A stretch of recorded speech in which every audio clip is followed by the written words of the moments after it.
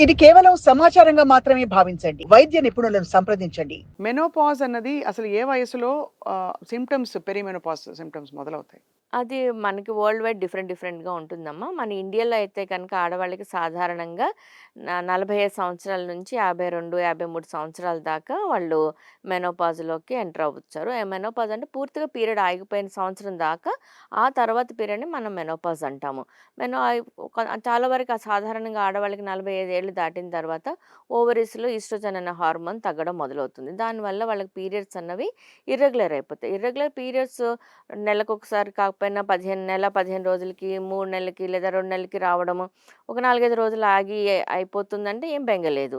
అలా కాకుండా ఎక్కువ బ్లీడింగ్ అవ్వడం కానీ, క్లాత్స్ ఎక్కువ పడడం గానీ, అంటే గడ్డలు పడ్డము, పొత్తి కడుపులో నొప్పి అలాంటిది ఏదన్నా ఉంటే డాక్టర్ దగ్గరికెళ్ళి కన్సల్ట్ చేసుకొని, అది నార్మల్‌గానే ఉందా? లేకపోతే ఏమన్నా లోపల ఏమన్నా గడ్డలున్నాయా? అంటే ఫైబ్రాయిడ్స్ కానీ, కండరాలు పెరిగిపోవడం గానీ, అంటే ఎడెనోమైసిస్ ఇలాంటి ప్రాబ్లమ్స్ ఏమైనా ఉన్నాయనేది రూల్ ఔట్ చేసుకోవచ్చు.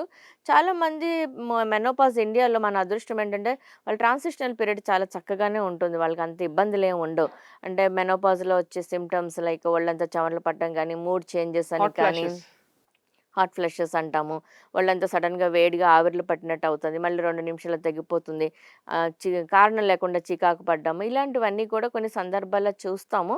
కానీ అవన్నీ మేనేజ్ చేసుకోవచ్చు. కొంచెం regular exercises, weight bearing exercises, muscle strengthening exercises, walking చేస్తే సరిపోతుందనుకుంటారు కానీ అది కాదు కరెక్ట్.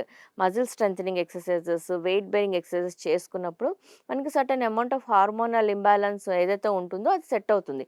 దాని వలన వాళ్ళు ఆస్టియోపోరోసిస్ అని గాని, ఆస్టియోపీనియా గాని, మూడ్ చేంజెస్ ఇవన్నీ కూడా చాలా వరకు కంట్రోల్ చేసుకోవచ్చు. మూడ్ చేంజెస్‌కి ఇదివరకు చాలా తావిచ్చేవారు. ఈ మధ్య కాలంలో వినట్లేదు మ్యామ్. అది కారణం ఏంటంటారు? వినట్లేదంటే వాళ్ళకి అలవాటయిపోయింది. ఓకే. ఇది మెనోపాజ్ చాలా మందికి కొంచెం అవగాహన పెరిగింది అవగాహన కదా! పెరిగి అవును. మెనోపాజ్ అంటే సింప్టమ్స్ ఇలా ఉంటాయి. పుట్టిన ప్రతి ఆడపిల్ల ఇది దాన్ని ఎక్స్‌పీరియన్స్ అవ్వాల్సిందే. నేనే ఫస్ట్ మనిషిని కాదు. నాకే కొత్త కాదన్న అవగాహన ఆడవాళ్ళలో కొంతవరకు వస్తోంది.